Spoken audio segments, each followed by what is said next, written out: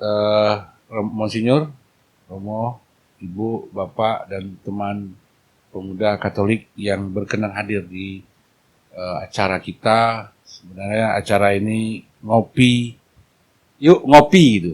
Jadi yuk ngopi itu ngopi ngobrol perkara iman, seperti itu. Jadi ini perdana, memang kami lagi mencoba untuk melaunching ini, dan di studio Unum Talentum berbuah maksimum. Jadi dengan filosofi, apakah kita bisa mempersembahkan cukup satu talenta masing-masing, dan semoga bisa berbuah maksimal. Itu. Dan hari ini, malam ini kita akan ngobrol, ya kalau mau diberi tema bisa, atau topik atau apapun, tahun 2023 berat atau berkat. Nah, kami mengajak Monsinyur, Romo, Bapak Ibu sekalian, kita ngobrol itu dengan sebelumnya kita akan lihat dulu tayangan berikut ini.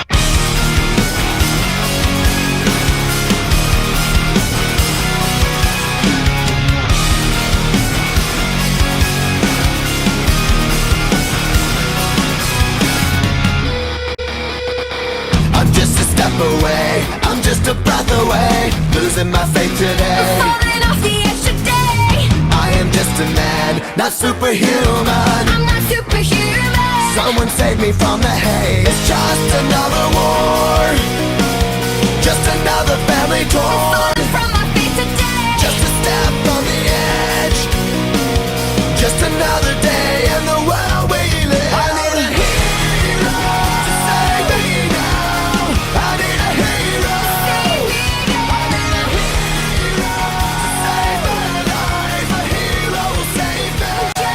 just in time. I've gotta fight today to live another day. Speaking my mind today. My voice will be heard today. I've gotta make a stand, but I am just a man. I'm not superhuman. My voice will be heard today. It's just another war, just another family My torn. voice will be heard today. It's just another kill. Baik, terima kasih. Itu beberapa hal yang kami ambil, kami kumpulkan untuk memulai latar belakang obrolan kita pada malam hari ini. Monsinyur, Romo, dan Bapak Ibu sekalian. Jadi kalau kita lihat tadi banyak sekali mau prediksi ekonomi, bencana, pangan, termasuklah ramalan-ramalan yang lain, termasuk yang terakhir 7 ramalan yang akan ada perang besar. Memang kita beberapa bulan tahun ini kan perang Ukraina sama Rusia kan belum selesai seperti itu. Apakah mungkin itu semakin besar untuk kedepannya tahun 2023? Semoga tidak. Nah, makanya kan mengajak kalau kita lanjutkan obrolan kita ini, kira-kira menurut Bapak Ibu gimana 2023 itu? Kita mulai dari Pak Han lah ya. Seperti itu. Kami persilakan Pak. Versi mau pengusaha, mau karena orang spiritualitas juga itu banyak ini. Pak. Iya. Termasuk juga Legionaria ya. Silakan Pak. Ya, selamat malam. Jadi memang kalau kita melihat tahun 2023 seperti yang mungkin tadi ditayangkan dan mungkin ya kita ngikuti perkembangan dari televisi, dari Pak Presiden, kemudian Menko Bu Sri Mulyani itu meramalkan katanya gelap ya, gelap. Tapi memang ya kalau dari sudut pandang kita yang ya di pasar lah ya, sebenarnya kami sudah terlalu terbiasa dengan prediksi-prediksi seperti itu. Kita sudah melalui COVID yang pertama, itu lebih ngeri lagi ceritanya. Namun ya memang bagaimanapun hidup mesti terus berjalan ya. Dan anggaplah ini sebagai salah satu cara untuk memotivasi kita supaya kita bisa selalu berimprove dan bergerak. Kalau kita lihat dari sebenarnya kalau paling sering era COVID kemarin kan sampai terjadi lockdown segala macam, dan kita yang di dunia usaha juga sudah kebat-kebit sebenarnya. Teman-teman juga sudah ngomong, wah ini siap-siap apa gitu. Karena kalau yang namanya usaha, kalau semua ditutup sampai 1 bulan, 2 bulan itu dampaknya sangat besar sekali. Apalagi kalau kita yang main stratanya langsung ketemu tatap muka dengan konsumen langsung ya, selain seperti itu. Namun ya syukur dalam beberapa peristiwa kita melihat ya terjadi semacam improve juga. Inilah hebatnya manusia ya, karena punya kemampuan beradaptasi itu, sehingga dengan berbagai cara kita berusaha untuk beradaptasi, kemudian mengelola, dan memang situasinya memang berat, bahkan sampai sekarang itu juga masih terasa efeknya seperti itu. Namun ini kalau kami yang melihat di pasar, ya inilah tantangannya. Tantangan bagaimana kita bisa bertahan, survive, dan kemudian kita harus mau tidak mau harus bisa beradaptasi. Salah satu beberapa teman-teman mereka mulai merubah cara penjualan, salah satunya dengan sistem online dan segala macam. Jadi memang sebenarnya ini dua sisi lah. Kalau kita melihatnya dalam sisi kekhawatiran ketakutan ya habis kita pasti. Tapi kalau kita sebagai ya orang beriman, kita tidak boleh kehilangan harapan yang Monsinyur ya.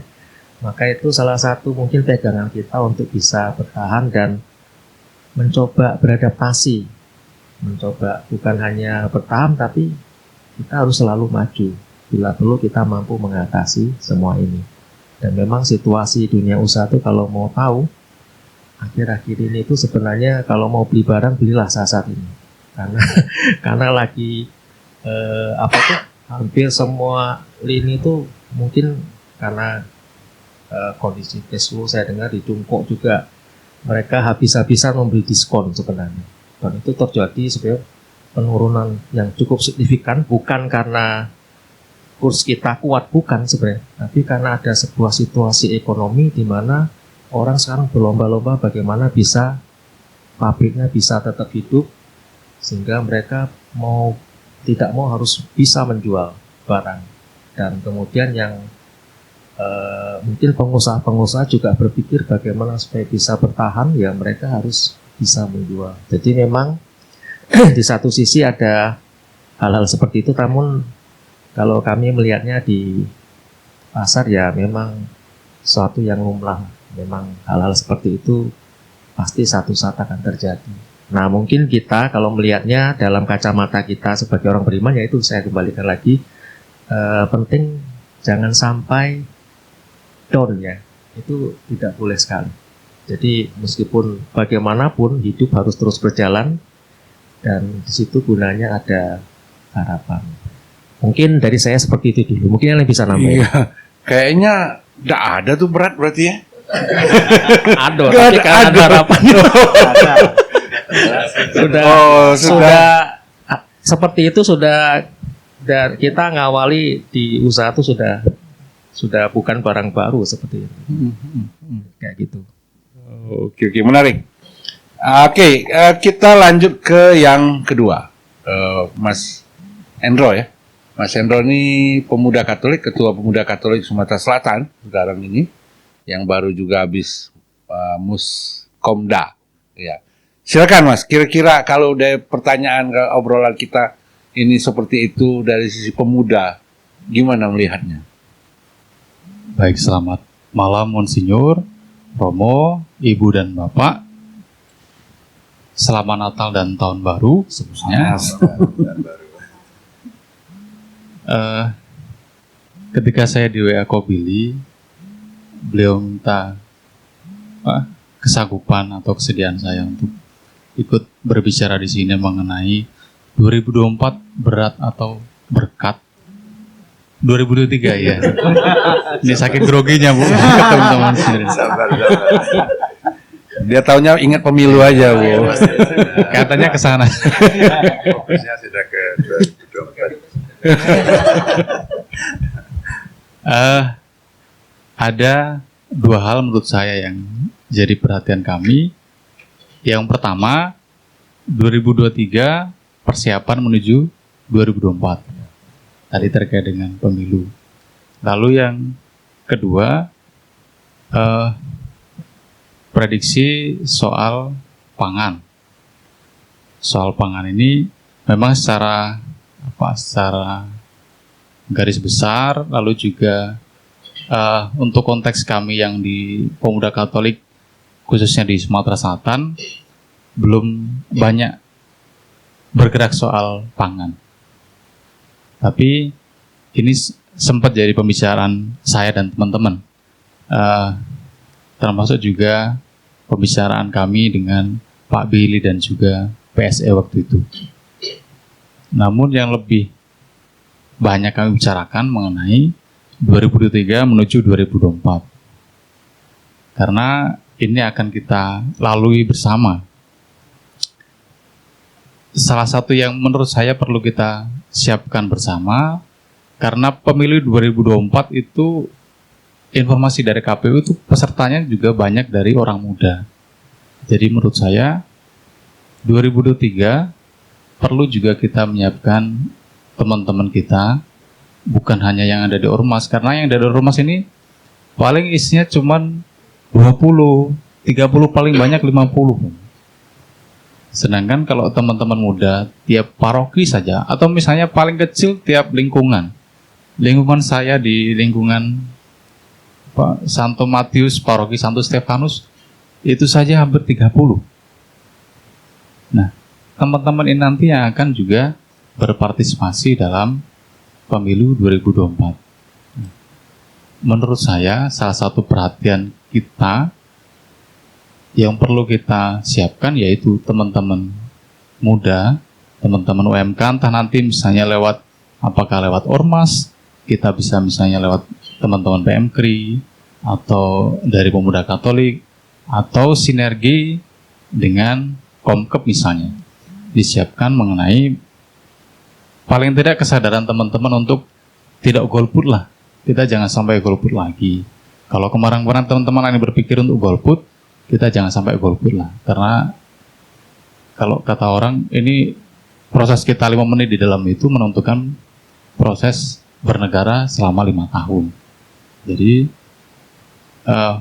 mari juga kita sama-sama berpikir soal 2024, khususnya menyiapkan teman-teman kita, adik-adik kita, anak-anak bapak dan ibu untuk ikut memilih, paling tidak memilih. Kalau kita berbicara untuk untuk ikut berkontestasi jadi legislatif, mungkin 1-2 yang sudah siap. Misalnya dari Yosep mungkin ada, dari Hati Kudus mungkin sudah ada, dari paroki-paroki lain teman-teman yang memang sudah aktif sebelumnya sudah ada. Tapi paling tidak teman-teman ini kita siapkan. Entah nanti misalnya kita undang KPU. Kami waktu itu pernah, waktu Muskomda, itu kami sudah minta kesediaan ketua KPU-nya untuk hadir. Cuman karena konfirmasinya itu mepet sekali. Besok kami mau ada acaranya, 2 hari sebelumnya itu ketua KPU baru konfirmasi hadir. Jadi kami mau tidak mau harus di-cancel. Karena kalau ketua KPU-nya hadir itu paling tidak menyiapkan peserta sekitar 100 orang. Dalam waktu 2 hari sangat tidak mungkin kami mencari peserta sampai 100 orang. Kira-kira seperti itu. Lalu juga saya pikir ini juga bisa jadi gerakan bersama kita dengan misalnya dengan Kerawang. Ini kebetulan ada Pak Billy yang jadi ketuanya di sini, bosnya di sini, segala yang kita tanyakan masih. Iya. Iya, apalagi ada Monsinyur Harun di sini. Kita mau tidak mau harus siapkan ini, jangan sampai kemudian kita absen lah ya, jangan sampai absen. Kalau kemarin kita mau siapkan tim misalnya, ya boleh segera mungkin disiapkan tim khusus, misalnya untuk paling tidak mengumpulkan teman-teman yang memang berniat maju di legislatif 2024. Karena kita juga tahu ya ketiadaan orang kita di legislatif itu juga ternyata kan berpengaruh begitu. Misalnya kalau ada anggaran, ada bantuan, kalau tidak ada orang kita di sana juga tidak ada yang menjaga. Kita sudah pernah ngalami, nggak perlu diceritakan lagi apa yang sudah terjadi kan. Saya pikir begitu yang bisa saya sharingkan sementara ini. Terima kasih. Apapun krisisnya di 2023 pemilu Jalan terus gitu. Oh itu pasti jalan, nggak mungkin nggak jalan soalnya. Nggak mungkin, kita nggak mungkin lah. Apakah mungkin mau 3 periode? Wah. Jadi dalam apa ya, mungkin dalam prediksi normal ya, dalam prediksi normal begitu. 2023 salah satu yang perlu kita siapkan itu. Mengenai perang dan lain-lain itu sudah terjadi, COVID dan lain-lain sudah terjadi. Kita sudah punya setidaknya punya persiapan dan punya apa ya? Punya Iya. prediksi lah kira-kira begitu. Baik, terima Sekian, kasih Pak Billy, terima kasih. Bro Enros. Ini karena kita judulnya ngopi, nah hadirlah kopi ini dalam bentuk ini ada satu khusus untuk dan ternyata kopi ini disponsori oleh Porta Cafe. Kalau mau cari tempatnya di Veteran ya, Mas ya? Iya, Waduh, sampai malam nggak Mas? sampai malam. Sampai malam ternyata ya. Ya kalau nanti yang nonton, iya mau cari kopinya Porta Kopi Cafe di Jalan Veteran. Oke, dapat nanti sambil santai aja. Nah menarik, ini pemilu 2024, 2023, apapun yang terjadi 2023, 2024 pemilu tetap jalan, gitu, ya kan? Apapun yang terjadi, begitu ya Mas? Ya menarik. Ada bencana besar maupun pangan tetap 2024 pemilu gitu. Oke, kita lanjutkan dengan, nah ini ibu satu-satunya ini memang. Ini ibu luar biasa. Pemirsa ini namanya Ibu Nurwati. Beliau ini memang lama di Bengkil. Nah, cuman kita dan juga tidak Bengkil aja. Komunitas Kerahiman Ilahi, ya Bu ya? Itu. Nah, Ibu boleh pegang mic-nya nanti. Kira-kira menurut Ibu gimana 2023 ini? Tiga ya, kalau dari sisi kami orang perbankan, kan kalau kita melihat historical Indonesia, khususnya di Indonesia, 2005 dan 2008 pada saat itu kan krisis dunia boleh dikatakan, di mana saat itu Amerika gagal dengan kasus satu investor besar yang kolaps ya, karena gara-gara terjadi subprime dalam hal mereka pembelian rumah, di mana data-datanya itu semua permainan mereka itu kasus besar sekali. Nah pada saat itu kita lihat Indonesia pun masih bisa bertahan. Kita tidak tergoncang. Kita hanya tergoncang waktu itu tahun 98 karena peralihan kepemimpinan. Nah belajar dari situ, kalau pengamat kami untuk yang 2023 ini memang itu kan dampak daripada satu karena efek pandemi. Ya kedua dilanjutkan lagi dengan perperangan ya Monsinyur yang Romo yang Ukraina, yang dimana kita tahu bahwa pandemi ini kan banyak sekali membuat rencana-rencana yang sudah dilakukan itu terganggu karena lebih fokus untuk biaya vaksin dan sebagainya. Ya kemudian lagi dengan ditambah lagi dengan peristiwa perang Ukraina dan Rusia ini mengakibatkan kelangkaan lagi pangan dan energi. Kita tahu Ukraina kan menjadi sumber energi di dunia, biji matahari dan bahan baku semua dari Ukraina. Jadi mengakibatkan beberapa negara terdampak sekali yang selama ini beranggapan bahwa dia nggak ada apa-apanya gitu. Nah, tapi sekarang kerasa banget ada beberapa negara yang mulai minus neraca mereka, keuangan mereka yang kita nggak sangka, seperti negara Inggris. Kita tahu sendiri negara-negara seperti Argentina, Brazil, dan negara-negara yang sangat under development itu sangat berdampak. Mereka sudah tidak bisa lagi membayar hutang mereka kepada beberapa negara lain. Nah ini yang mengakibatkan ketakutan-ketakutan.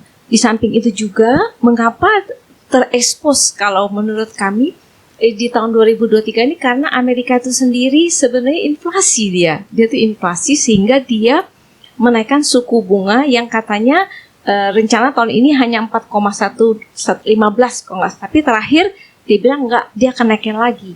Nah, Amerika kita tahu dia itu raja segala-galanya dari sisi mata uangnya, kekuatannya, strateginya dan sebagainya.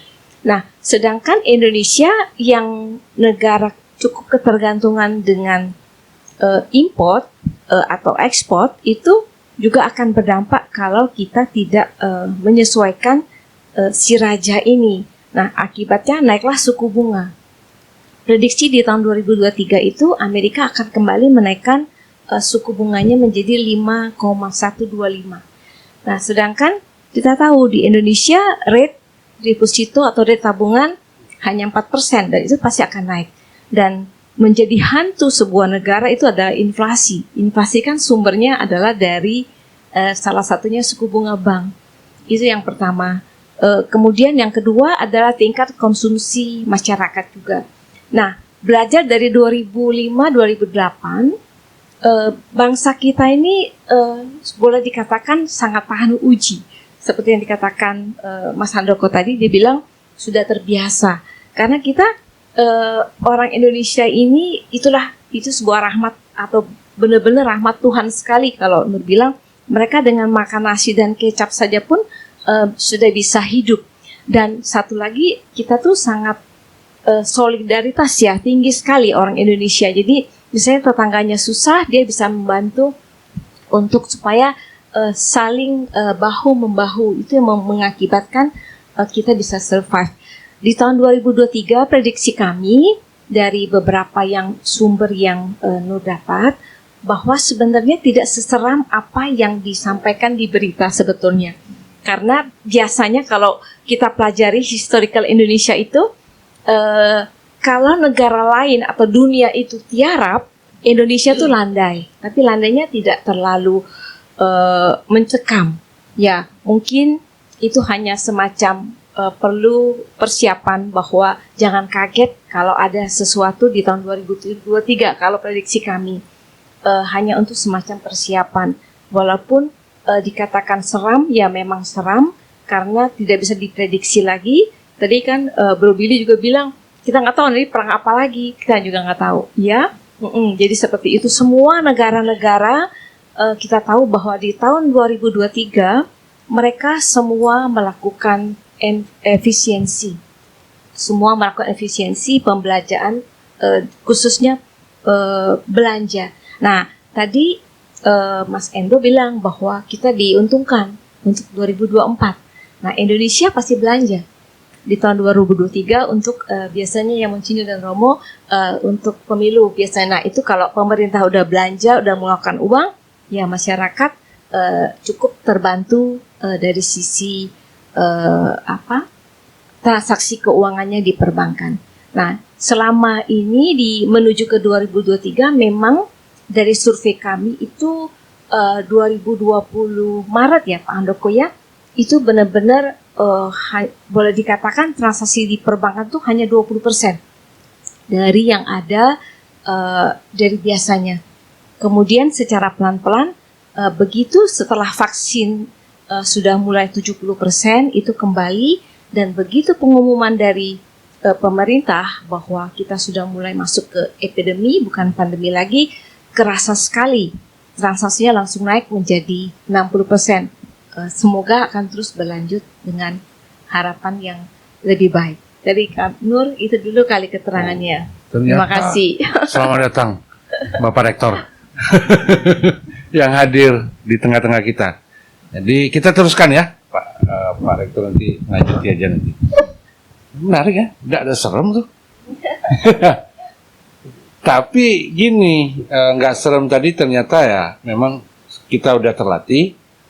Kayak ada lagu terlatih itu, lalu untuk persiapan dan yang menarik adalah solidaritas. Apakah jadi pengaruh sekali dengan solidaritas ketika ada sesuatu hal dengan nilai solidaritas itu ternyata membuat orang enggak jadi berat melihatnya. Begitu ya Bu Nur ya? Ya, ya. Tadi juga mengatakan bahwa ya kita walaupun yang lain turun, kita landai dan landainya juga tidak sampai ke bawah tepuruk. Kalau negara di dunia, kalau dunia tiarap bukan landai, tiarap atau ya kita landai. Jadi kita nggak sampai turun. Itu yang energi pangan ya, katanya kan ada krisis energi pangan. Nah kalau energi krisis energi, krisis pangan kan tadi lu bilang bahwa kita bisa hidup dengan hanya kolam susu ya, hanya menanam. Makanya disarankan kan banyak sekali udah mulai dari keuskupan ya Monsinyur ya untuk menanam sendiri menjadi tanaman di sekitar kita. Kalau satu lagi krisis energi ya kita sudah mulai dengan komoditas yang ada di kita kan ya, antara lain mungkin plastik ini bisa menjadi salah satu bioenergi, manfaat air dan sebagainya. Nanti kita lanjutin ceritanya Pak ya. Terima kasih. Energi terbarukan. Iya. Didaur ulang jadikan minyak itu. Iya, memang sudah ada tuh yang meneliti di YouTube itu, kecil-kecilan hidup tuh katanya. Nah, cuman bagaimana perkembangannya mudah-mudahan. Lalu ke Romo. Gimana Romo lihat umat lalu 2023 ini, ada kaitan ini kira Romo? Selalu ada kaitan sebenarnya. Kalau kita sendiri mencoba melihat ke belakang dokumen gereja yang dikeluarkan oleh Paus Fransiskus, Fratelli Tutti, itu sebenarnya berbicara tentang hal itu. Ya, Fratelli Tutti memang mau diartikan itu sebagai dokumen tentang persaudaraan. Tetapi persaudaraan bukan hanya persaudaraan antar manusia, tetapi juga persaudaraan terhadap lingkungan dan sebagainya. Nah, yang menarik dari apa yang disampaikan oleh Paus Fransiskus di dalam dokumen itu, dan sebenarnya ini yang juga sekarang ini sedang gencar-gencarnya direfleksikan dalam misiologi atau teologi tentang misi gereja atau keberadaan gereja pada saat ini, bagaimana mewartakan kabar sukacita, itu menekankan tentang borderless atau tanpa batas sebenarnya, atau lintas batas sebenarnya. Nah, itu yang disampaikan oleh Paus Fransiskus. Nah, Paus Fransiskus di dalam dokumen itu juga melihat situasi yang sebenarnya terjadi saat ini di dunia, termasuk akibat dari COVID-19, ya, dengan adanya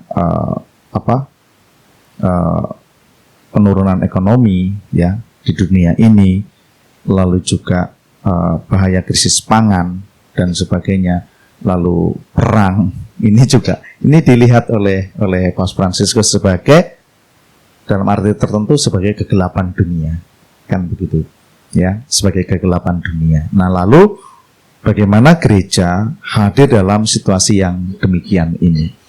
Nah, salah satu yang ditekankan oleh Paus Fransiskus, sebenarnya tadi sudah disebutkan oleh Ibu Nur, ya, disebutkan oleh Ibu Nur, bahwa ini kekuatan orang Indonesia, solidaritas. Dan itu yang sebenarnya juga ditekankan oleh Paus dalam dokumen Fratelli Tutti, solidaritas, ya, solidaritas. Nah, solidaritas ini nanti juga berkaitan dengan bagaimana cara kita itu bertindak sebagai umat Katolik, ya. Satu hal yang menarik, Paus itu melihat bahwa ada budaya, dengan istilah dia itu dunia membuang. Dunia membuang itu artinya bahwa bagaimana dunia itu melupakan orang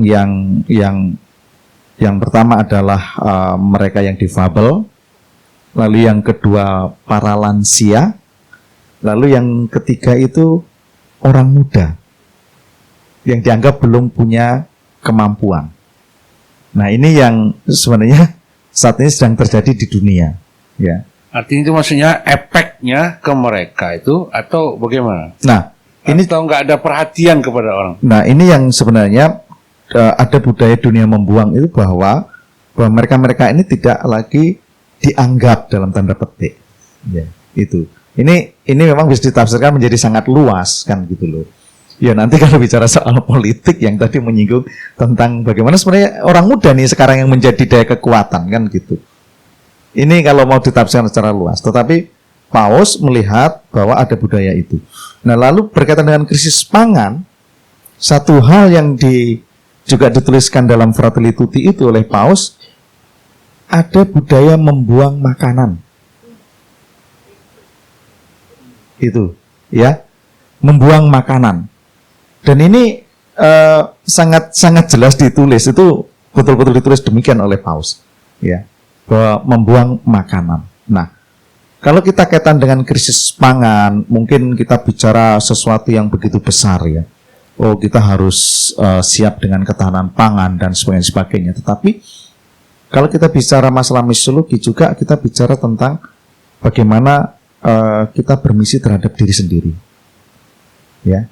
Membuang makanan atau menyanyiakan makanan itu sebenarnya menjadi salah satu dari budaya dunia membuang tadi.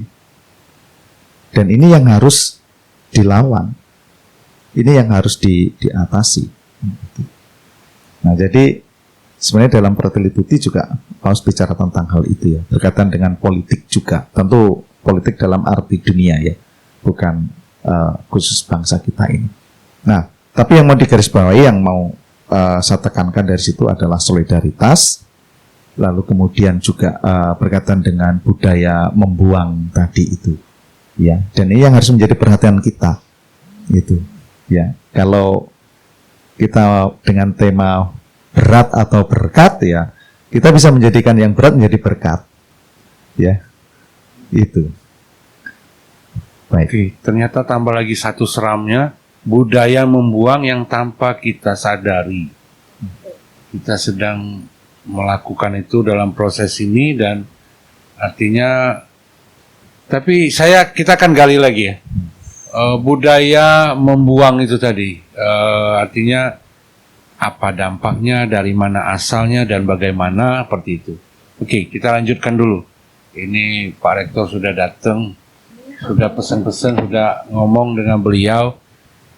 Gimana nih melihat 2023 ini? Kalau kita lihat di medsos, banyak sekali prediksi, ramalan, apapun prediksi yang itu mau ringan, mau berat, mau alam, semuanya ada. Gimana kira-kira Pak Rektor melihatnya nih? Nah, sebentar saudara, ini Pak Rektor namanya Antonius Singgi, beliau Rektor UKMC Palembang, begitu. Silakan Pak Rektor. Ya, nampaknya kalau diskusi ini mau menjadi berat, maka menjadi berat. Tetapi saat saya datang terus kemudian ada semacam pengharapan, dan memang gereja Katolik kan harapan. Jadi sebenarnya kalau pertanyaannya berat atau berkat, ya saya pikir akan jadi berkat. Ya, kita bisa melihat sejarah, ya. Jadi setidaknya saya termasuk orang yang kemudian kalau secara sejarah panjang Indonesia yang mengalami situasi 98 gitu, ya. Ya, itu adalah krisis yang mungkin sangat berat juga waktu itu. Terus kemudian sampai dengan ke sini ada krisis keuangan, krisis global, krisis apapun namanya. Tapi kok selalu ada berkat di sana. Katakanlah misalnya kita bicara krisis 98 di mana memang ada kekacauan politik, ada kesenjangan, ada pemerintah yang otoriter gitu, ya. Tetapi buktinya kita bisa selamat dari sana. Terus kemudian waktu itu katanya juga ada krisis finansial yang sangat berat melanda dunia. Kemudian banyak juga yang harus mengalami kebangkrutan gitu, ya. Tetapi ternyata ada produk-produk tertentu yang tetap bisa nggak cuma sekedar survive, tapi justru mendapatkan keuntungan di Indonesia. Termasuk usaha menengah kecil, ya. Waktu itu malah bertahan dan bangkit gitu. Yang besar-besar, korporasi besar memang. Kenapa? Karena memang yang namanya dunia bisnis itu kan juga ada patron-patronnya gitu. Termasuk misalnya kalau pengusaha-pengusaha besar kan mainannya kan utang kayak gitu, ya. Utang memang nanti akan berkaitan dengan bunga. Mungkin tadi juga sudah dijelaskan di sana. Nah, ya artinya di sana adalah bahwa setiap hal itu akan selalu ada sesuatu yang anomali, bahwa memang ada yang kemudian terpuruk, tetapi dalam konteks yang lebih besar banyak hal yang kemudian menjadi fundamental yang penting bagi negara kita. Sampai dengan misalnya kejadian kemarin COVID melanda dunia, kemudian juga banyak yang mengalami keterpurukan. Tetapi menarik bahwa ternyata di Indonesia sendiri kegotong royongan itu malah timbul di sana. Yang konon katanya bahwa orang sudah semakin individualistik, tetapi kebalik.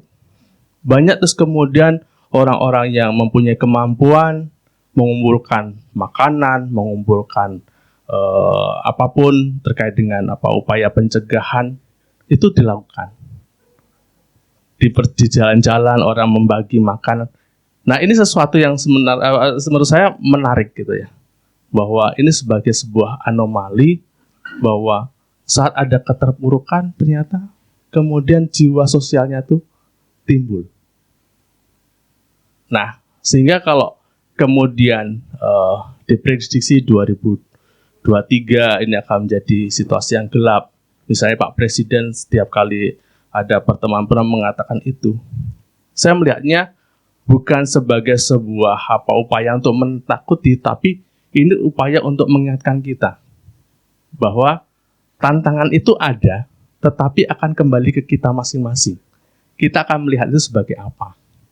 Dan saya pikir bahwa tujuan Presiden bisa mengatakan hal itu, yaitu mengingatkan kita supaya kegotong royongan itu semakin ditingkatkan.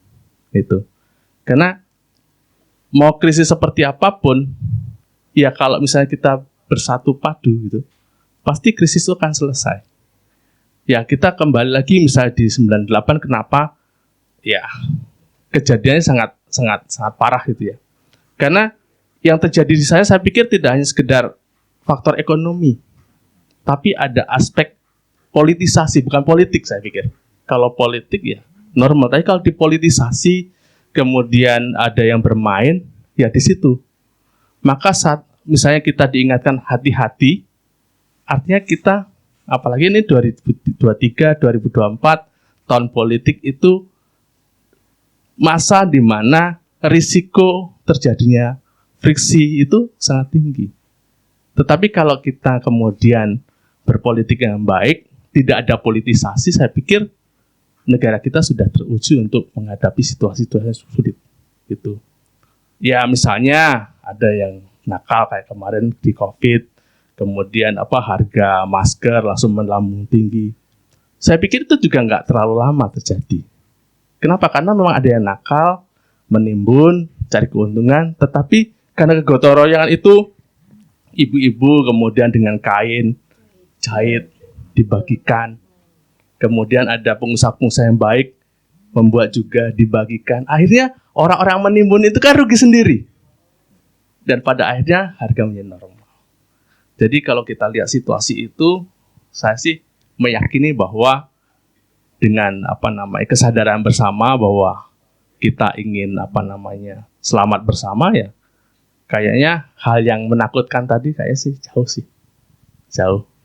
Apalagi kita juga gereja Katolik, melalui lembaga gereja juga selalu mengingatkan umat bahwa tadi misalnya saling berbagi, kemudian hidup berhemat, makan secukupnya, tidak perlu menimbun. Ini juga sebagai upaya kampanye yang bagus supaya ya ketahanan itu memang terjadi secara normal. Saya pikir seperti itu.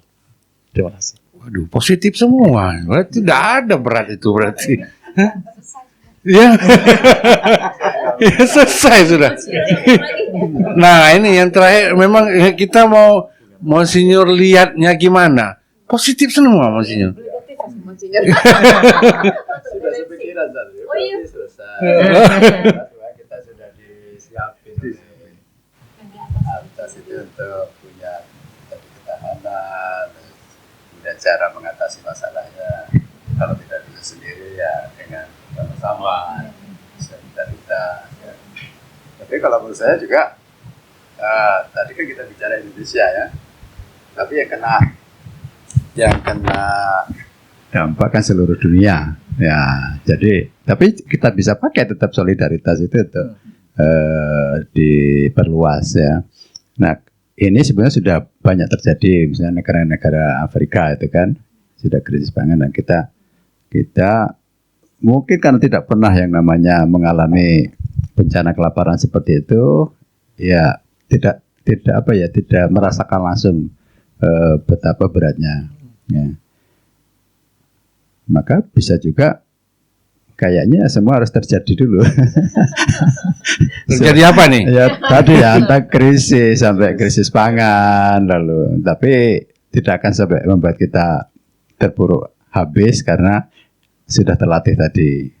Tapi bahwa ada krisis yang sangat besar, saya kira juga perlu. Karena itu tadi, kalau misalnya anomali dan segala macam itu kan kita punya juga kalau mau dikatakan solusi atau jawaban lah tepatnya ya, jawaban. Kita sakit karena pernah merasakan sakit, kita bisa mengerti apa artinya sehat, gitu kan. Lalu ada krisis kelaparan yang sangat besar misalnya, yang kita menjadi tahu bahwa pada akhirnya kita butuh kesejahteraan itu tidak untuk sendiri tapi untuk bersama. Ya. Nah, penekanan terhadap solidaritas, kegotong royongan, nah itu juga toleransi atau apapun itu kan sebetulnya milik kita, sifat dasar dari bangsa Indonesia itu. Menurut saya juga alamnya itu yang sudah membentuk dari dulu. Nah itu sudah berkat dari sejak semula oleh Allah. Indonesia ini surga gitulah ya. Lalu semua ada di situ dan kita sangat kaya dalam arti tertentu. Kalau misalnya jika ada krisis, sebetulnya kita masih bisa menggali, kita masih bisa mendapatkan ya, apa yang sebenarnya kita butuhkan. Jadi memang tidak perlu khawatir. Di samping dari Indonesia kita sudah punya banyak jawaban. Di Gereja Katolik kita selalu ditekankan soal harapan ya. Nah itu sebenarnya tidak perlu membuat kita takut ya.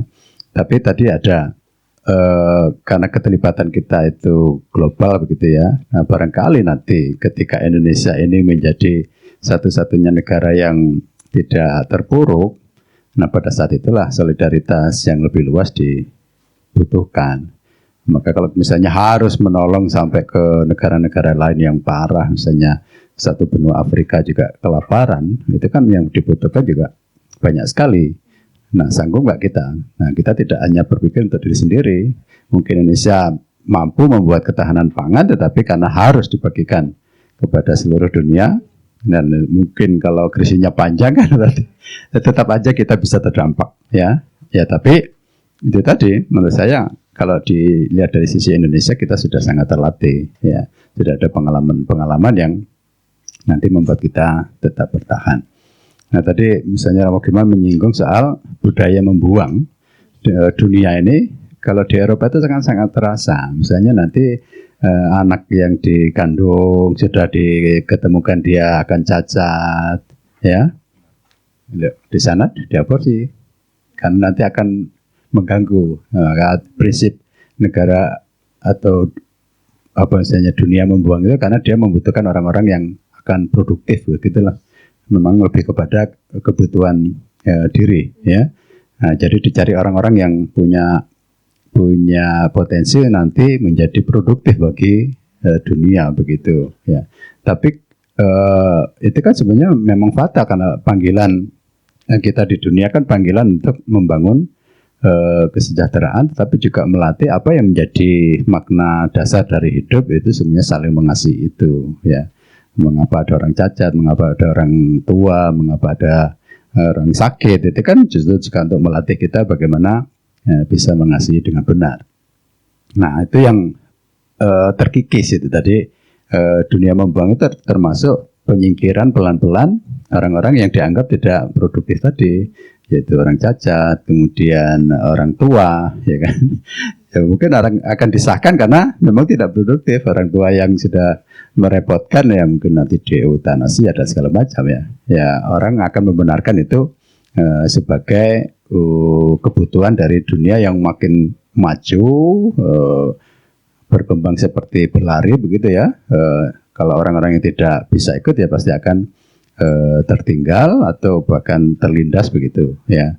Nah itu tidak akan dipedulikan ya. Maka yang punya concern terhadap hal itu adalah sebenarnya panggilan iman kita.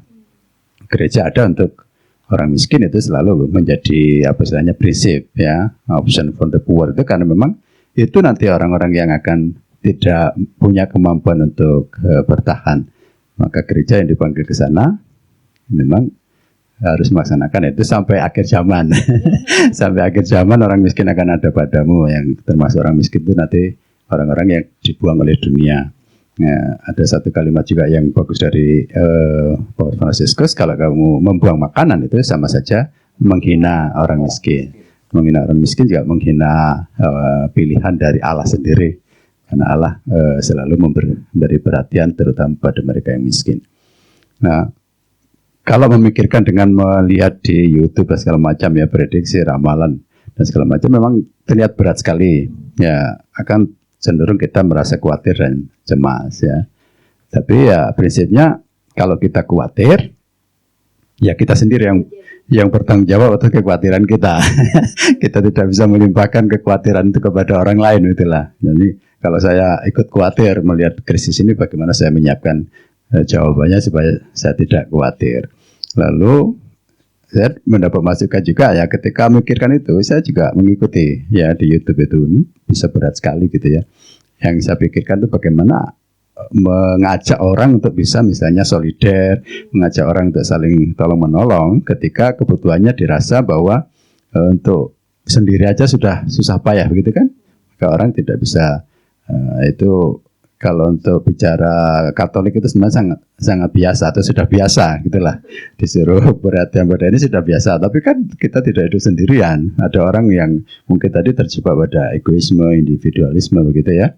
Nah, pada saat itu mungkin juga akan tega mengorbankan yang lain begitu, atau tidak peduli pada yang lain. Nah saya juga, tapi kemudian dapat kata-kata dari Faustina ini. Nah, jadi masa lalu boleh menjadi kenangan begitu ya, yang memberi katakanlah semangat karena kita punya sesuatu yang baik di masa lalu, tapi hidup kita itu ada di masa kini. Masa kini. Nah, masa yang datang itu mungkin tidak perlu dipikirkan, karena barangkali dia juga tidak akan mendatangi jiwa kita, gitu. Kalau Faustina. Nah, kalau kita sering kan masa datang boleh kita pikirkan, kita siapkan segala macam gitu ya, dengan persiapan yang maksimal. Bahwa nanti hasilnya tidak optimal atau ya tidak ada hasil pun nggak apa-apa kalau usahanya sudah maksimal. Tapi Faustina justru mengatakan nggak usah mikirkan masa yang akan datang, karena barangkali dia tidak akan mendatangi jiwa kita. Nah, kita hidup di masa ini. Nah, kalau setiap hari kita selalu juga menyiapkan diri, siap juga menghadapi risiko terburuk apapun, ya saya kira kita akan tetap eksis begitu ya. Oke. Tapi saya mau agak dalam. Ini kan bicaranya makro ya, soal luasnya. Oh iya, aman-aman aja, baik-baik aja. Ya seram memang, tapi ya kita sudah terlatih, kita sudah ya selalu ada pengharapan. Tapi kalau kita lihat mikronya, tadi maksudnya saya dengar Romo Giman mengajak budaya membuang. Sebenarnya artinya apakah ada krisis yang sebenarnya lebih ngeri? Kalau yang kita bicarakan tadi kan ekonomi, kesannya itu hanya soal ekonomi sebuah negara yang sebenarnya ya tidak seseram itu. Tapi sebenarnya ada nggak di balik itu yang lebih seram dari sebenarnya yang lebih itu lagi kira-kira? Kalau Pak Han, gimana Pak? Ada nggak Pak Han? Pasti ada lah. Jadi seperti sebenarnya yang Paus sampaikan itu juga saya pernah baca di Laudato Si. Saat kita membuang makanan itu sebenarnya kita merampas haknya orang miskin. Jadi beliau itu sebenarnya mau bicara juga tentang ketidakadilan. Orang yang membuang itu nanti di satu sisi memang kita harus akui ada ketimpangan ya. Jadi ada yang lebih sama sekali, kemudian ada yang berkekurangan sama sekali. Nah, jadi mungkin semacam warning dari beliau untuk mengingatkan bahwa yang dikatakan keadilan itu kalau masih ada situasi-situasi begitu, nah ini tantangan kita sebenarnya. Bagaimana kita juga jangan sampai masuk ke kondisi yang seperti itu. Tapi tidak Mungkin- serem tuh Pak. Apanya? Tidak serem. Serem nanti Di kalau YouTube, nggak, itu loh, Pak. kalau nanti masalah ketimpangan ini kan berarti kan nanti kan tidak ada kesolideran segala macam. Orang akan bertindak dengan egonya. Kalau pajak gebuk, kita gebuk sekarang. Mereka tidak peduli nanti yang kiri kanan segala macam, mereka tidak akan peduli. Sebagai contoh, waktu di COVID itu saya pernah baca ada salah satu pengusaha franchise ya, dia punya cabang di mana-mana. Dia tuh mempertahankan karyawannya sampai dia tahan jual aset di satu sisi, tapi di sisi lain langsung disikat semua. Ya kita tidak usah bilang perusahaan market besar mana yang langsung sikat semua. Nah jadi di sini mungkin yang kita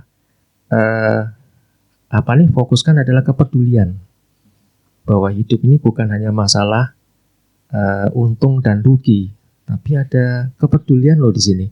Bagaimana nanti yang lebih itu bisa yaitu membagi segala macam itu kan sesuai dengan ajaran kita. Nah, sedangkan di satu sisi realnya kita memang melihat ada situasi seperti itu, seperti ada namanya mengambil kesempatan dalam kesempitan. Pas butuh masker banyak, sikat langsung, harganya kan langsung melejit. Itu salah satu karakter naluri dasar manusia yang mungkin jadi tantangan dalam situasi-situasi kita dalam kondisi-kondisi seperti ini. Kalau nanti ditarik lebih jauh, kalau mungkin ego itu kemudian berkembang dengan demikian kuat, ya mungkin ya ini nanti sebenarnya yang satu merasa bahwa ini kesempatan saya dapat untung, tapi nanti ujungnya sama-sama kelebu, kata Lembang itu. Sama-sama kelebu.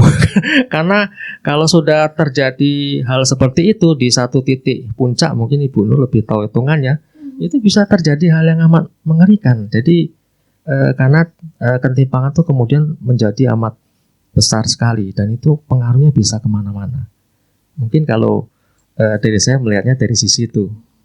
Oke. Ego bersatu dengan kekuasaan. Iya bisa juga. Dan terus terang kita di kalangan pengusaha kalau bicara politik ya, mungkin kalau dulu terus terang aja pengusaha ini ngitung. Kita akan milih pemimpin yang bisa menguntungkan, sebenarnya gitu. Tapi saya rasa dengan kondisi seperti ini, saya rasa rekan-rekan juga punya pemahaman sama. Kita nggak mungkin harus mempertimbangkan harus milih pemimpin yang bisa jadi nakoda yang pintar untuk menyelamatkan kita. Karena kita sudah tahu hitungannya bukan masalah kita bisa ngambil untung dan enggak. Gimana kita bisa ngambil untung dalam situasi pasar yang kolaps? Gimana mau untung? Maka kita harus cari, mungkin ya, berpikir kita harus cari pemimpin yang dalam tanda kutip ya, bisa jadi penyelamat juga begitu. Seperti itu mungkin. Oke. Mungkin ada yang lain ya. Tadi kita lihat tadi memang kalau krisis ekonomi ya kita bisa mampu lah. Ada selalu pengharapan apa itu. Tapi sebenarnya ada nggak yang lebih berat lagi tadi? Memang ada budaya membuang. Cuman kalau kita ngomong serem sih sebenarnya. Tapi pada kenyataannya biasa-biasa. Betul, wong mandangnya, ya masih sampah, masih makanan dibuang kayak gitu, baik. Lansia masih pusing-pusing taruh di jompo seperti itu kan. Anak muda berapa banyak yang mikirkan anak muda dengan realitas gitu. Cak mana, Mas? Yang paling serem itu saat ada pandangan-pandangan sempit, terus kemudian fanatisme sempit, itu yang paling serem.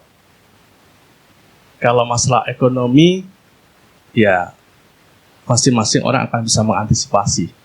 Tapi kalau sudah pandangan sempit, apalagi tahun politik, kita sudah digambarkan ada kisah nyata, tatkala ada istilah kadrun dan cebong. Itu justru yang paling serem kalau kita tidak hati-hati.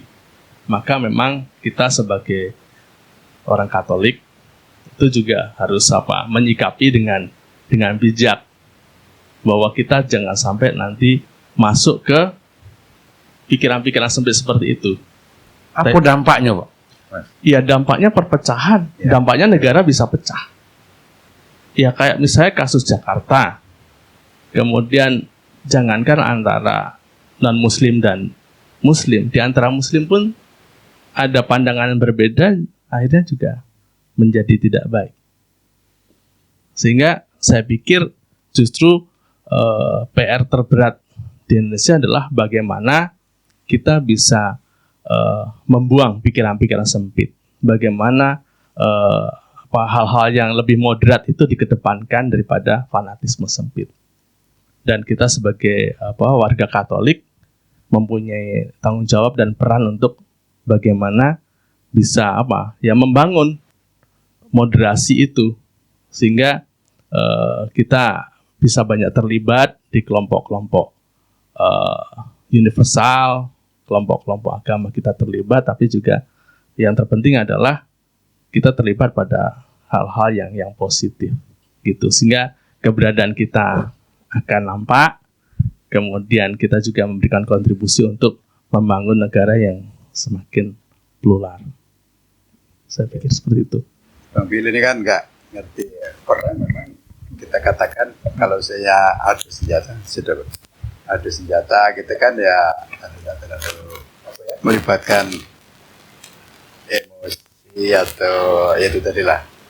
Tapi kalau sudah konflik, permusuhan di antara saudara, orang saudara, dan itu dekat, ya cuma tetangga atau apa itu yang 2017 yang lalu itu sudah ya bukan terjadi, hampir terjadi kalau menurut saya. Nah, itu tinggal nunggu pemicunya aja ya. Tapi bahwa sekarang masih bisa diredakan, itu kita bersyukur. Tetapi memang ini tadi akan seram ketika kita gagal istilahnya mencegah gitu. Cara mencegahnya tadi kita harus banyak bicara soal bagaimana moderat itu ya, berprinsip moderat itu ya. Nah, itu sangat perlu. Saya kalau merenungkan secara pribadi itu waktu itu memang takut sekali, karena saya nggak bisa nanti, apalagi kalau itu terjadi kemudian harus panjang waktunya. Nah, itu berat sekali ya. Nah, itu dalam arti tertentu kadang juga mudah diciptakan untuk kemudian menjadi saling. Nah, dunia ini kan memfasilitasi, atau teknologi ini memfasilitasi orang untuk sekarang ini mudah membuli, mudah memfitnah. Kalau kita pikirkan misalnya di selebriti itu sama-sama orang terkenal tapi begitu mudah diadu ya. Dan itu kemudian saling membawa ke pengadilan atau saling bertempur di media sosial. Nah, kalau direfleksi untuk kita yang biasa mengasihi musuh segala macam itu kan susah itu diomongin gitu. Jadi kalau itu terjadi ya memang kalau saya berharap kita tidak akan kena, karena hampir setiap hari diingatkan. Tapi untuk yang tidak punya fasilitas yang namanya refleksi, rekoleksi, retret, pemeriksaan batin, itu kalau menurut saya ya kalau lagi marah dia bisa istilahnya ungkapkan dengan saling menghancurkan begitu. Ya, itu serem sebetulnya. Ada yang lain, Ibu Nur? Ini yang menyangkut perang ya. Kalau tadi Nur yang menyambung masa pembuang Budaya membuang. Ini ada satu contoh aja di mana istilahnya bank food atau food bank ya Romo? Bank food ya. Iya, yang beberapa negara yang Nur tahu ada organisasi atau komunitas yang melakukan gerakan bank food. Jadi setiap warga diwajibkan tidak membuang sisa makanan tapi menyimpannya ke dalam frozen. Jadi pada setiap hari tertentu, jam tertentu, ada petugas yang mengambil makanan itu untuk diberikan kepada yang membutuhkan. Nah, kalau di dalam lapangan yang Nur alamin, karena Nur adalah salah satu ibu dari anak-anak thalassemia di Palembang.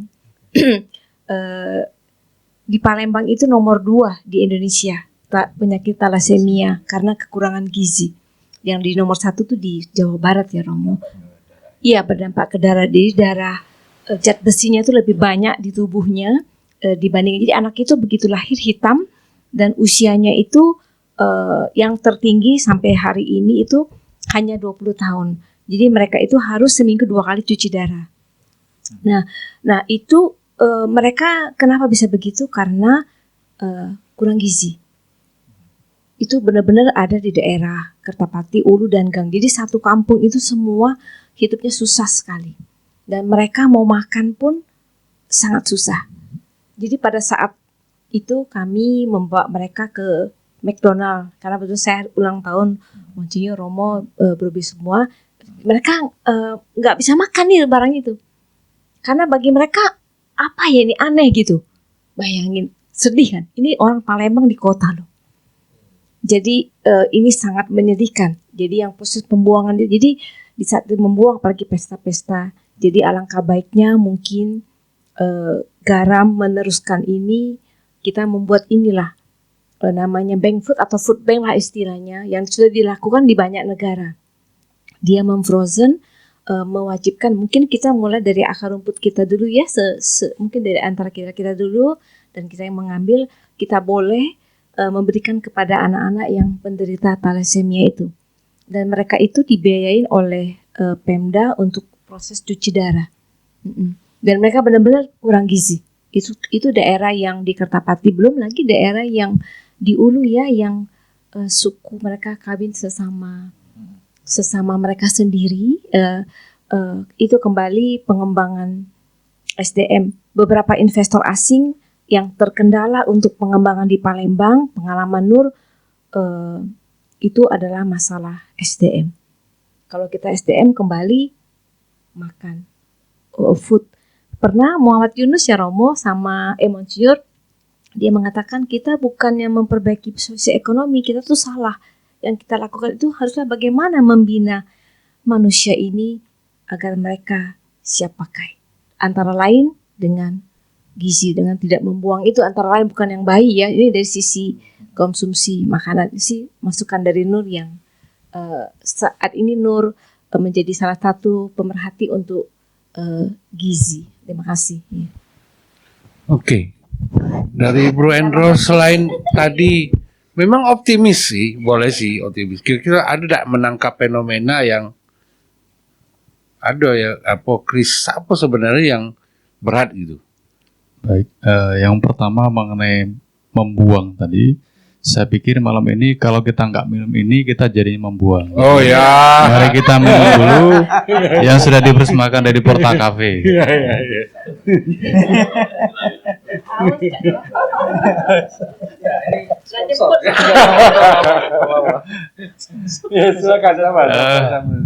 Dari banyak pembicaraan tadi, saya menangkap yang pertama bahwa gotong royong itu saya pikir DNA-nya orang Indonesia. Jadi entah mulainya dari kapan, tapi yang saya rasakan bahwa itu DNA-nya orang Indonesia. Lalu pada satu kesempatan ketika acara Pemuda Katolik, Bapak Kardinal menyampaikan seperti ini. Indonesia itu negara yang paling karitatif di dunia. Jadi seperti tadi disampaikan Romo, Monsinyur, Bapak Ibu, memang inilah kita Indonesia. Kita memang terkenal dengan solidaritasnya, dengan gerakan karitatifnya. Bisa dicek, saya beberapa waktu yang lalu lihat di Twitter itu, most charitable countries, itu yang pertama Indonesia memang. Jadi memang Indonesia terkenal dengan gerakan solidaritasnya. Namun lagi-lagi bahwa bisa jadi gerakan ini bisa mundur dengan misalnya tadi banyak orang yang berpikiran sempit, apalagi ketika menjelang tahun-tahun politik misalnya. Kita sekarang melihat fenomena lato-lato, kalau Bapak Ibu Romo melihat lato-lato ya. bahkan ada yang berpendapat seperti ini bahwa lato-lato itu ada kaitan juga dengan pemilu 2024, di mana ada mungkin dua kekuatan atau seperti apa yang kemudian seperti itulah mungkin Romo Monsinyur membaca itu ya. Jadi ya itu kan sebenarnya juga sudah terjadi sebelumnya. Kita mungkin sampai sekarang masih ada yang ngatain orang lain cepong, ngatain orang lain kampret, lalu juga mungkin masih ada yang mengkadrun-kadrunkan orang lain. Saya pikir itu yang tidak boleh lagi kita keluarkan, apalagi dari mulut orang Katolik. Jangan sampai itu. Jadi kalau masih ada entah misalnya di kelompok kita, di keluarga kita yang masih berpikiran untuk mengkadrunkan orang lain, mengkampretkan orang lain, atau mungkin juga mencebongkan orang lain, harap diredam. Karena mulanya dari hal kecil seperti itu. Ya tadi bahwa kita memang terkenal dengan karitatifnya, dengan solidaritasnya. Tapi juga bukan hal yang tidak mungkin, itu bisa semakin hari semakin tergeser dengan gerakan-gerakan yang sebenarnya kita ini kan sebenarnya sudah tahu bahwa ada gerakan-gerakan perang proksi yang ada di Indonesia, dan kita nggak perlu sebutkan panjang lebar siapa aktor yang ada di belakangnya. Namun kan ini juga salah satunya kan pengennya kemudian mungkin Indonesia bisa pecah, dan kalau pecah pun juga sebenarnya sudah couplingnya sudah jelas kan. Ini Sumatera nanti kemana, lalu Jawa kemana, Kalimantan kemana, Papua kemana. Jadi tadi seperti yang disampaikan Pak Rektor, itu juga salah satu yang harus kita antisipasi dan juga kita waspadai bersama. Juga tentu gerakan-gerakan tentang kegotong royongan, lalu juga tentang solidaritas yang saya yakin kalau di gereja Katolik itu sudah jadi makanan sehari-hari. Tiap Romo khotbah, Monsinyur khotbah sudah disampaikan. Tapi gerakan ini kan tidak mungkin kita sendirian gitu loh. Nah, tentu partisipasi kita dengan keterlibatan kita dengan teman-teman entah lintas agama, entah lintas komunitas, saya pikir itu yang juga penting. Apalagi sekarang misalnya Monsinyur kita di Kerawang. Jadi harapannya kan kemudian memang keterlibatan kita tidak hanya di internal. Lalu kalau tidak salah seperti misalnya kisahnya Rawamangun dengan almarhum Gus Dur. Dua-duanya almarhum. Ini kan tentu kenapa kemudian almarhum Gus Dur bisa begitu tinggi tingkat solidaritasnya, atau juga tinggi toleransinya. Saya pikir juga itu tidak lepas dari peran kedekatan beliau dengan Rawamangun. Jadi kedekatan yang saya alami, kedekatan kita dengan orang lain itu ternyata juga berpengaruh besar ke pembentukan karakter kita begitu. Jadi seperti misalnya Pak Billy ketemu dengan teman-temannya dari mungkin dari Muhammadiyah atau dari NU atau dari manapun itu juga akan berpengaruh juga ke karakter beliau. Begitu juga ketika beliau kontak dengan kita, tentu juga akan berpengaruh karakternya ke karakter kita begitu. Tapi sekali lagi itu harus kita waspada bersama, dan gerakan gotong royongan harus konkret kita laksanakan. Soal budaya membuang tadi, mari kita minum dulu. Terima kasih. Iya. Kalau Romo gimana, Mo?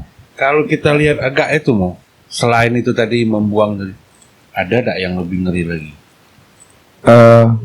Ya, sebenarnya kalau kita merenungkan lalu kemudian membaca dari dokumen-dokumen Paus Fransiskus ya, karena Paus Fransiskus itu sangat concern sekali berkaitan dengan situasi sosial ya. Sebenarnya yang paling mengerikan adalah ketika orang kehilangan martabatnya sebagai manusia, atau tidak memperlakukan orang lain secara martabat sebagai manusia. Kalau saya renungkan dari apa yang ditulis oleh Paus Fransiskus ya, misalnya budaya membuang itu kan salah satunya itu, ya toh. Peperangan itu salah satunya itu. Krisis ekonomi salah satunya itu, ya toh. Bahwa bagaimana negara maju kadang-kadang juga merasa diri lebih superior daripada negara berkembang dan sebagainya. Karena ekonomi tidak lagi mempertimbangkan kemanusiaan, kan gitu. Nah, kalau itu kehilangan itu krisis betul itu. Dan ini yang sebenarnya harus diwaspadai sebenarnya, ya. Politik juga sama. Ketika kehilangan identitas bahwa kita sebagai manusia yang bermartabat atau memperlakukan orang lain secara martabat, yang terjadi adalah perpecahan. Ya toh? Terjadi polarisasi, lalu saling menyalahkan. Bahkan bukankah mengerikan kalau seandainya karena perbedaan pilihan lalu orang meninggal saja nggak boleh dikuburkan atau tidak mau didoakan dan sebagainya. Itu kan sudah sangat mengerikan kan? Gitu. Saya rasa itu lebih mengerikan daripada sekedar perang atau krisis pangan dan sebagainya. Nah ini. Nah, dan ini yang sebenarnya harus menjadi concern kita sebagai orang Katolik atau gereja Katolik. Nah, kalau kita belajar dari Yesus, ya toh, Yesus itu tidak pertama-tama tidak mewartakan bahwa kamu harus menjadi muridku dalam arti percaya dengan aku, tetapi Yesus justru memperlakukan manusia secara martabat.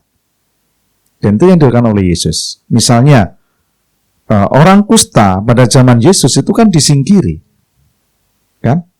Bahkan diisolasi dari pergaulan dengan yang lain, tetapi Yesus tidak. Pelacur yang seharusnya dihukum, dirajam, tetapi Yesus tidak memperlakukan wanita pelacur itu sebagai objek kesalahan, lalu melihat ini sebagai sesuatu yang salah dan harus dihukum dengan rajam, dilempari batu. Kan ini yang sebenarnya menjadi tugas kita sebenarnya, dan inilah sebenarnya misi gereja juga salah satunya. Nah, ini yang menurut saya ya krisis yang paling mengerikan kalau kita kehilangan martabat kita sebagai manusia dan kita tidak memerlukan manusia lain sebagai manusia yang bermartabat. Ini krisis kita. Nah, maka mungkin ya refleksi untuk kita bagaimana mungkin Bu Nur sebagai bankir, lalu Pak Antonius sebagai rektor dan sebagainya dalam dunia pendidikan misalnya, lalu dari sisi pengusaha misalnya Pak Han, ya toh, lalu Saudara Indro dari sisi politik dan sebagainya, bagaimana justru melalui bidang kita masing-masing itu bisa membawa budaya ini. Budaya bagaimana kita menjadikan orang lain juga sebagai manusia yang bermartabat. Ini. Dan ini sebenarnya tugas kita, inilah misi gereja salah satunya. Itu. Gitu. Kalau kita bicara soal dialog, solidaritas, dan sebagainya, budaya membuang dan sebagainya, kalau nggak didasari dengan pemahaman seperti itu ya, itu seakan-akan hanya sebagai sebuah perintah kan saja yang harus dijalani. Kan itu. Nah, menarik nih yang terakhir. Dan sekaligus closing statement. Ini sudah jam 21. Mungkin dari pertanyaan kita, kalau kita teruskan pertanyaan Romo Giman tadi, bagaimana masing-masing bidang kita? Kita harus punya dasar. Kalau yang lain tadi itu ya solidaritas apa itu kan kalau dasarnya juga kita tidak ketemu merenungannya, rasanya cuma sekedar perintah gitu Romo ya. Nah, nanti baru terakhir nanti Monsinyur Apin. Silakan, siapa yang mau mulai dulu? Nah, muda dulu. Iya.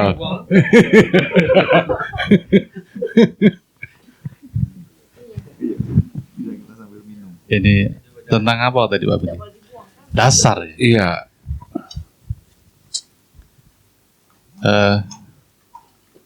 Beberapa waktu yang lalu saya ikut-ikutan retret, Monsinyur. Retret pria sejati Katolik.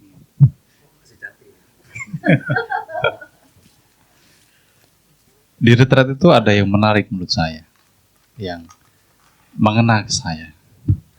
Jadi mengenai judulnya mengenai Musa dan 10 undangan. Selama ini saya tidak begitu memahami sebenarnya mengenai perintah dan undangan. Menganggap bahwa kalau Romo Giman tadi bicara perintah, kalau menurut saya apa yang harus secara pribadi dan juga bisa dikatakan juga secara organisasi yang harus dilakukan atau yang menjadi dasar ya perintah. Perintah dari Yesus sendiri. Perintah dari atas begitu. Perintah apa?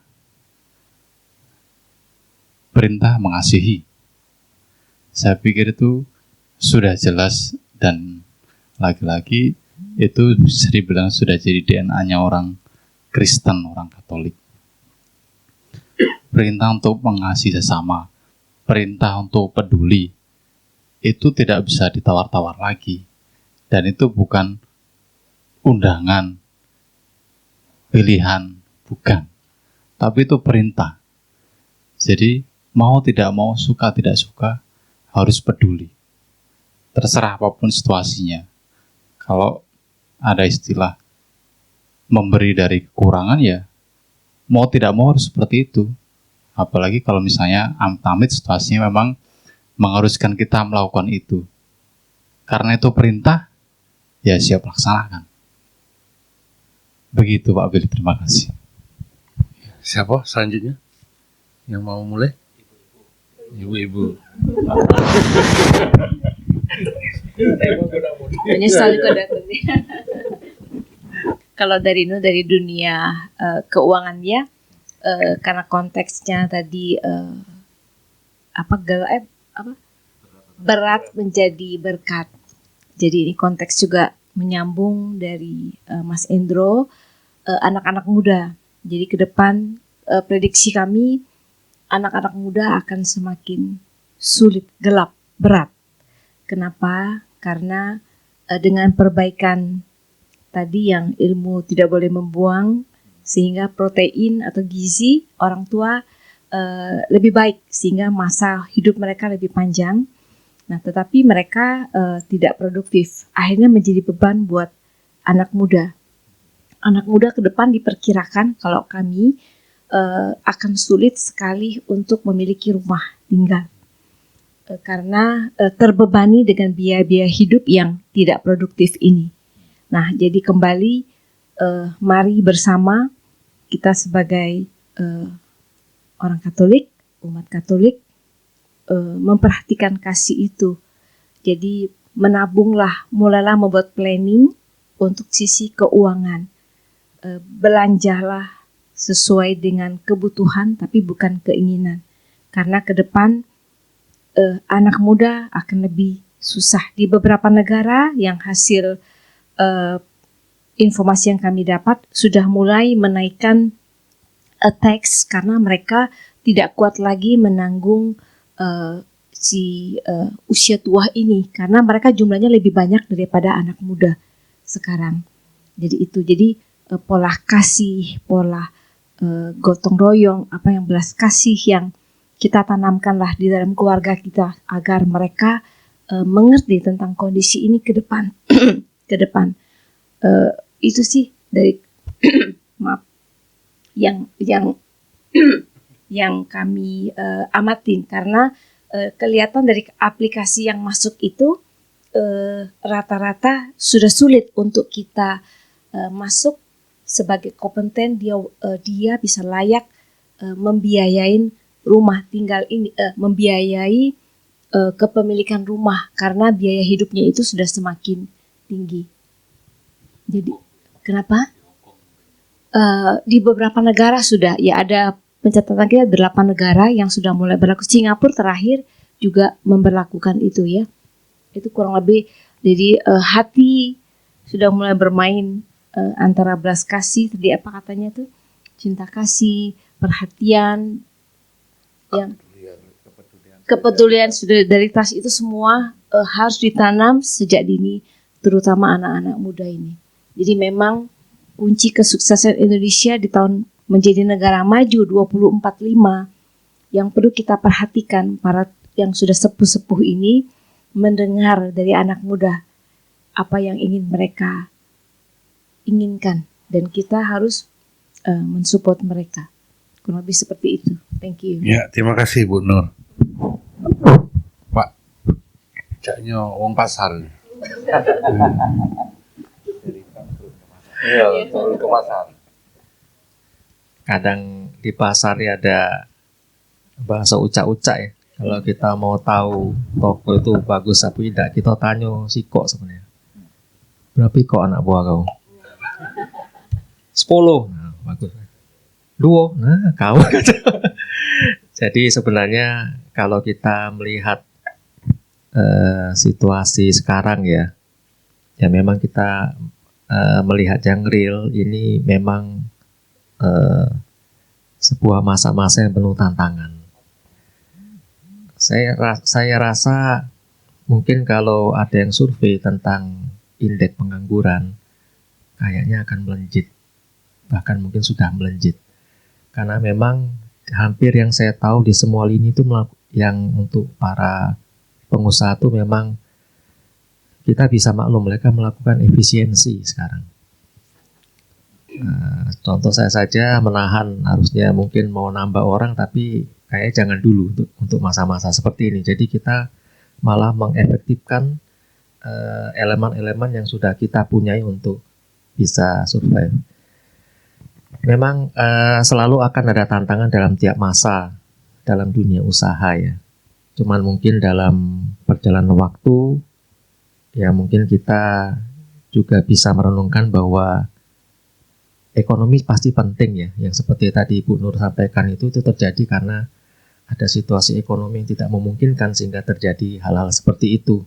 Dan saya rasa bagi sebuah negara itu kuncinya makmur atau tidak kan memang dari ekonomi. Jadi itu memang peran sentral. Satu yosan renov apa nih? Apa kapel tadi? Ya kan butuh duit juga. Jadi memang ujung-ujungnya pasti ke sana. Tapi yang perlu mungkin kita sadari bahwa dalam dunia usaha juga mungkin ya temanya yang akan penting adalah memang kita mencari keuntungan, tapi bagaimana mendapatkan keuntungan itu dengan cara yang ya seperti Roma Monsinyur sampaikan itu bermartabat ya. Jadi ada semacam cara-cara yang mungkin baik untuk dilakukan dalam rangka untuk mendapatkan keuntungan itu. Tantangan ya pasti ada. Namun ya bagaimana kita mampu melewati semua ini dengan baik, dengan elegan lah, dengan cantik. Saya rasa juga pasti Pak Jokowi, Pak Presiden dan Ibu Sri pasti mereka punya data yang lebih lengkap dari kita ya. Mungkin mereka sudah mulai menghitung-hitung, dan sebenarnya untuk dunia usaha ini semacam warning sebenarnya. Jadi yang pasti dari kalangan pengusaha kita akan mulai berjaga-jaga untuk mengantisipasi segala kemungkinan yang akan terjadi di depan. Cuman dari semua pengalaman kita belajar bahwa ya mencari keuntungan itu memang perlu, tapi caranya bagaimana kita bisa mencarinya dengan cara yang baik. Mungkin itu saja. Dengan cara bermartabat. Iya. Bukan bermartabak gitu. Bermartabat. Oke, gimana Mas? Ya, karena kami dari dunia pendidikan dan teristimewa, kami adalah satu-satunya Universitas Katolik di Keuskupan Agung Palembang. Jadi kami juga punya tanggung jawab bagaimana menjadi wujud wajah gereja. Dan di UKMC itu tidak hanya orang Katolik. Bahkan secara komunitas kalau mau di prosentase lebih dari 50% non-Katolik justru, termasuk mahasiswa. Sehingga di sana menjadi sarana yang baik untuk kita belajar toleransi dan menunjukkan bahwa Katolik toleran. Gitu. Dan tetapi memang seringkali ada keterbatasan dari banyak lembaga Katolik. Yang seringkali apa? Mereka sudah merasa nyaman, kemudian dengan kata Katolik merasa sudah cukup besar gitu ya. Dan ini menjadi tantangan. Dan yang terjadi adalah ya seringkali mandek pada satu titik, ya sudah merasa puas. Maka yang kami lakukan adalah bagaimana hal itu nggak boleh terjadi. Karena sebagai wajah gereja kan harus berkembang. Harus mengikuti perkembangan, mengikuti aturan, mengikuti tuntutan. Nah gitu. Sehingga yang kita lakukan adalah bagaimana meningkatkan komitmen kegotong royongan. Wujudnya apa? Wujudnya adalah ya dosen-dosen yang baru S2 dan S3, apalagi sekarang ketentuannya untuk mendapatkan akreditasi yang minimal baik sekali itu satu prodi harus minimal 2 doktor. Dan ini kita sangat terlambat. Maka yang kita lakukan per 2022 dan 2023 ini harus mengirim minimal kurang lebih 20 doktor, calon doktor. Dan itu kita lakukan. Duitnya dari mana? Nah, ini seringkali saya ditanya, emang punya duit? Enggak. Kita enggak punya duit. Mau utang? Mau bayar pakai apa? Nah, di sini ada berkatnya bahwa tatkala kita dihadapkan pada sebuah kenyataan dan tanggung jawab sebagai anggota komunitas, kegotong royongan muncul. Jadi yayasan punya berapa kita bantu, teman-teman dosen punya tabungan berapa ya gunakanlah. Karena itu nanti bukan hanya untuk institusi, tapi untuk pribadi-pribadi juga akan mendapatkan manfaat tatkala selesai sekolah, gitu. Dan terbangun. Dan ini yang kita lakukan sekali lagi untuk apa? Sekali lagi adalah untuk menjaga eksistensi. Apakah hanya orang Katolik yang kita seperti itu? Kan tidak.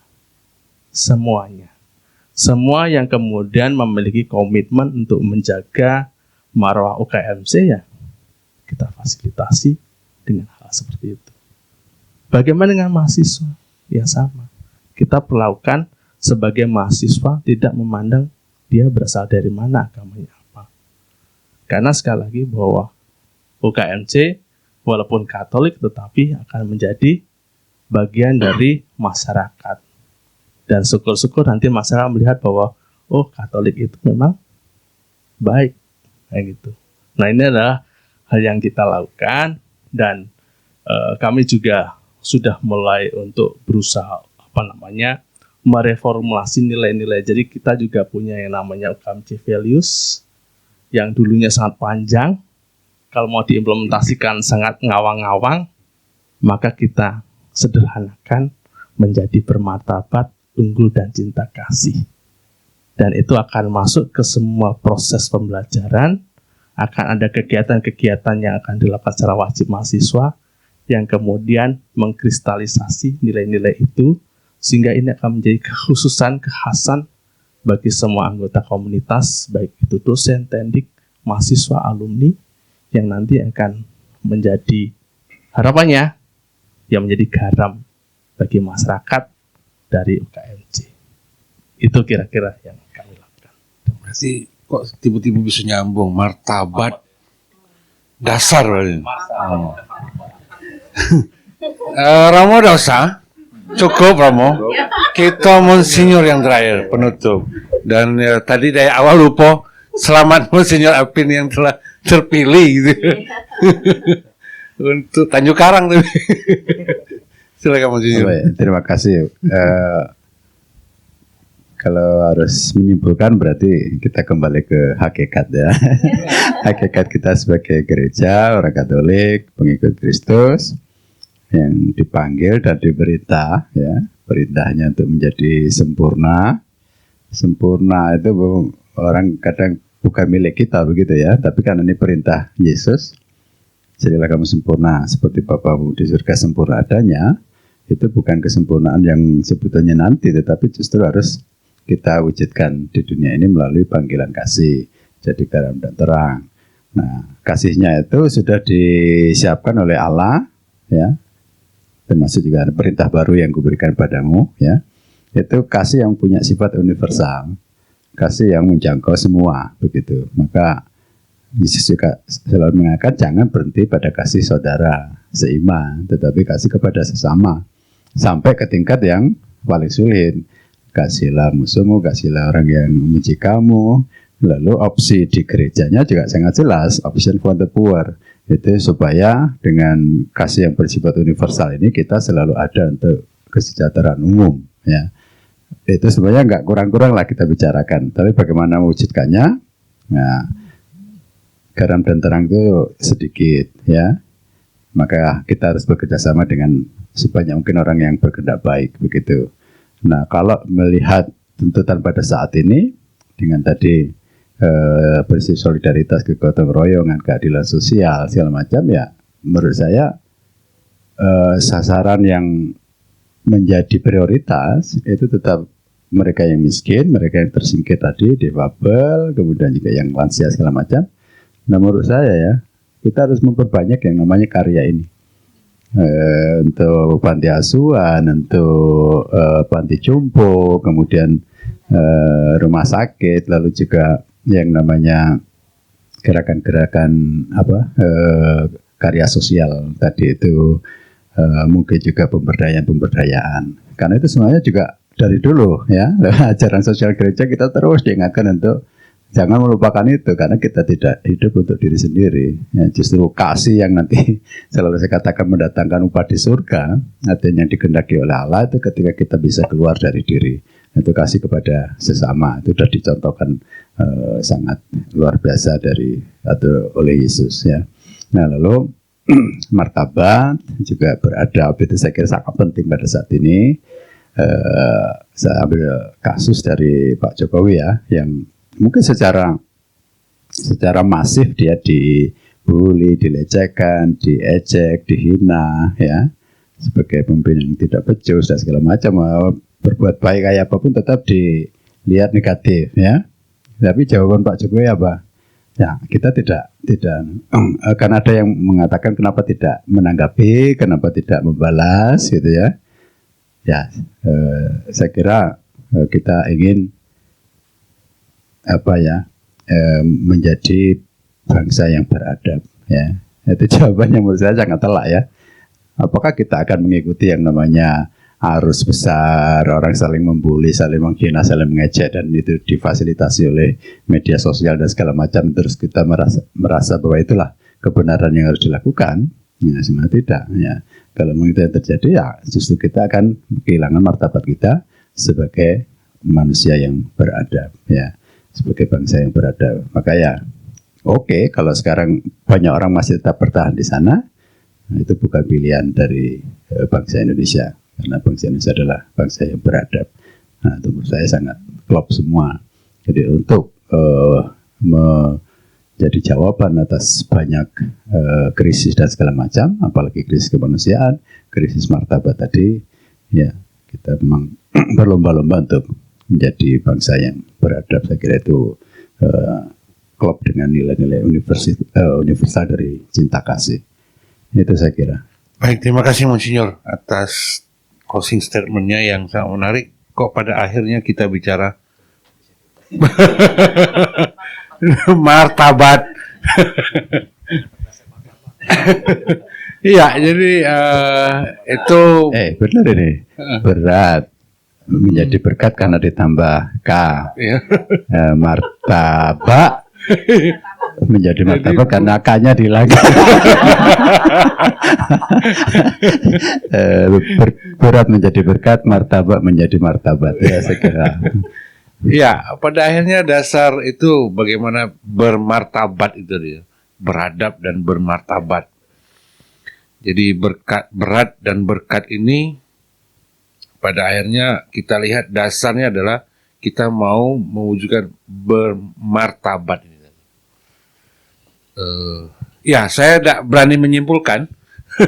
Karena ini kita kan bermenung, menyampaikan pandangannya, sharingnya, seperti itu. Biarlah nanti para pemirsa yang menonton, yang menarik. Oh, kok gini ya? Ternyata krisis ini tidak ada apa-apanya. Dibandingkan ada persoalan yang sangat mendasar. Bagaimana kita menjadi manusia yang bermartabat. Berbisnis pun juga harus berbisnis dengan bermartabat gitu kan. Dengan banyak hal itu. Dan kita tutup pada malam hari ini. Nah, kita mohon doa dan berkat dari Monsinyur Apin. Baik, kita tutup pertemuan kita dengan berdoa. Pertolongan kita atas nama Tuhan yang menjadikan langit dan bumi, dalam nama Bapa dan Putra dan Roh Kudus. Amin. Allah Bapa di surga, kami bersyukur kepadamu atas kesempatan penuh rahmat di mana kami berkumpul bersama untuk berbicara tentang apa yang banyak menjadi prediksi, ramalan, bahkan mungkin kecemasan dan kekhawatiran terhadap tahun 2023. Dikatakan akan ada banyak krisis yang terjadi, krisis yang besar melanda kehidupan kemanusiaan kami. Tentu kami tidak berbicara atas nama orang-orang yang akan memberikan solusi, tetapi kami berkumpul untuk berefleksi bersama bahwa kami akan saling menguatkan.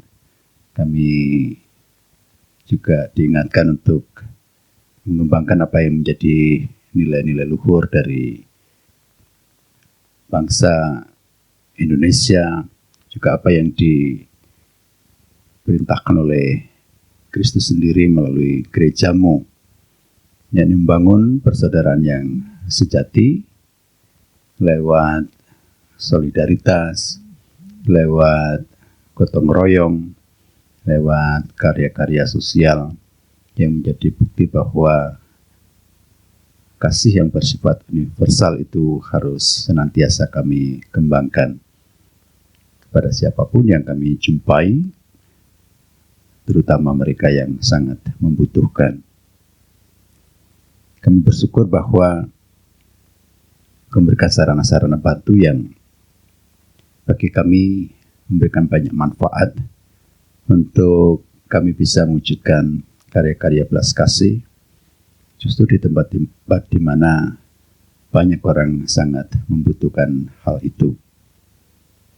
Dengan itu kami juga kau ingatkan tentang apa yang menjadi hakikat tugas berutusan kami, menjadi garam dan terang dunia.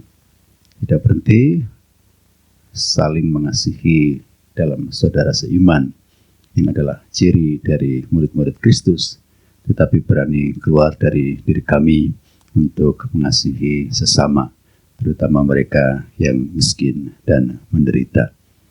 Semoga pembicaraan kami pada malam hari ini menguatkan kami semua dan juga memberikan inspirasi bagi saudara-saudara yang lain yang mungkin mendengarkan dan melihat pembicaraan kami untuk bersama-sama nanti menghadapi krisis yang akan terjadi sesuai dengan prediksi dengan penuh harapan, dan juga menyatukannya dengan iman kami yang senantiasa percaya akan kekuatan rahmat-Mu. Kami hendak mengakhiri pertemuan kami mohon berkat-Mu untuk perjalanan kami, untuk istirahat kami pada malam hari ini bersama keluarga yang kami kasihi, dan juga untuk seluruh aktivitas kami esok hari. Semoga semuanya menjadi berkat bagi kami semua yang mendatangkan sukacita untuk berani hidup menjadi manusia yang bermartabat dan juga bangsa yang beradab. Demi Kristus Putra-Mu Tuhan dan pengantara kami yang hidup dan berkuasa kini dan sepanjang masa. Amin. Tuhan bersamamu. Kita senantiasa dinaungi oleh berkat Allah yang Maha Kuasa, Bapa dan Putra dan Roh Kudus. Amin. Amin. Terima kasih Monsinyur, dan sampai ketemu lagi di momen event yang lain. Dan selamat malam. Yuk ngopi ya. Terima kasih.